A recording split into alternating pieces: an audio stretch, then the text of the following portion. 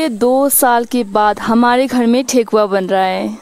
सिर्फ 2 साल की बात नहीं है, ऐसे कितने साल ठेकुआ बनता नहीं था क्योंकि किसी का देहांत होने के कारण। तो हमारे घर में सिर्फ फलों का छठ पूजा होता था, फल से होता था सारा।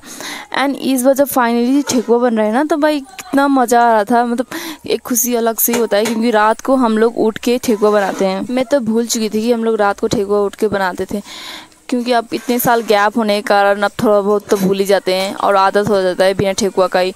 तो जब मम्मी बोली कि रात को उठ के सबको ठेकुआ बनाना है, तो मैंने कहा वाह, ठेकुआ बनाना है रात को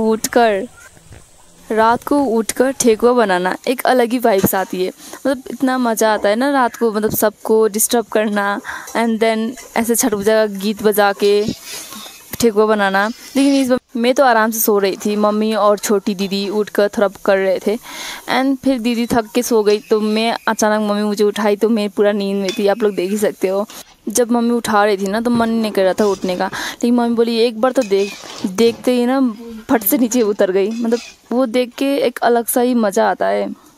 मम्मी आराम से ठेकुआ तल रही थी और मैं शेप बना रही थी, लेकिन मुझे अच्छे से आ नहीं रहा था। मेरा ना साइड से फट रहा था ठेकुआ का शेप।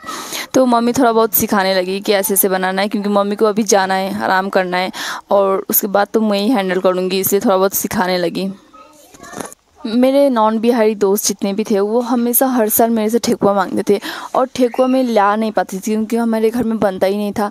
और मम्मी हमेशा ऐसे सोचती थी कि चलो ठीक है, ठेकुआ बन नहीं रहा है छठ पूजा के दिन, तो छठ पूजा के ख़त्म होने के बाद हम ठेकुआ बनाएंगे। लेकिन वो ठेकुआ खाने में मज़ा ही नहीं आता है, बट टेस्ट सेम ही होता है। लेकिन छठ पूजा का ठेकुआ और ऐसे नॉर्मल डे में ठेकुआ बना के खाना, इस अलग ही फीलिंग्स जुड़ी होती है। पहली बार ऐसा हो रहा है कि मैं अकेले बैठ के ठेकुआ बना रही हूँ। मतलब अभी मम्मी चली गई है, दीदी भी नहीं है, मतलब अकेले बना रही हूँ और ऐसा कभी हुआ नहीं है।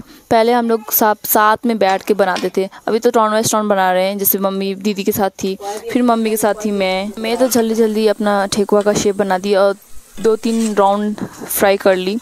इसके बाद मेरी बड़ी दीदी उठी तो मैं तो सारा ठेकुआ का शेप बना के निकल चुकी थी और आराम से सो गई।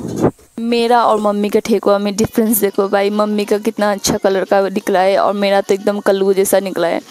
फिर भी इसके बाद ठंडा होने के बाद मम्मी ने बाल्टी में डाल दिया, एकदम बिस्किट जैसी है, क्रिस्पी। मन करे ना अभी ना चाय के साथ खा लूँ, क्योंकि एकदम बिस्किट